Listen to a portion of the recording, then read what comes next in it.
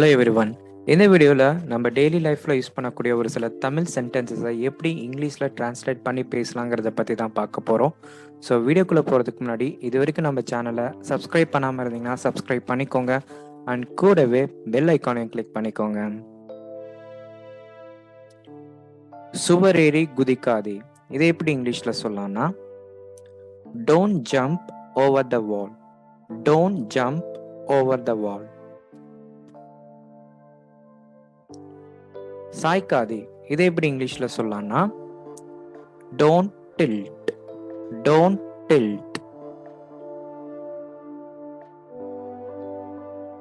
நான் புகைப்படத்தை சற்று சாய்வாக வைத்தேன், இதை எப்படி இங்கிலீஷ்ல சொல்லலாம்னா I positioned the photo at a slight tilt. I positioned the photo at a slight tilt. மேஜை சற்று சாய்ந்த நிலையில் உள்ளது, இதை எப்படி இங்கிலீஷ்ல சொல்லலாம்னா the table is at a slight tilt. The table is at a slight tilt. காரின் முன் இருக்கைகள் சாய்ந்தன, இதை எப்படி இங்கிலீஷ்ல சொல்லலாம்னா the front seats of the car tilt. The front seats of the car tilt.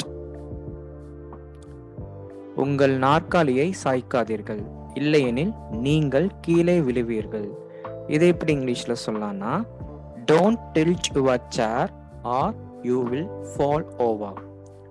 Don't tilt your chair or you will fall over. தலையை சாய்த்து பதில் சொன்னான், இதை எப்படி இங்கிலீஷ்ல சொல்லலாம்னா he answered with a tilt of his head. He answered with a tilt of his head.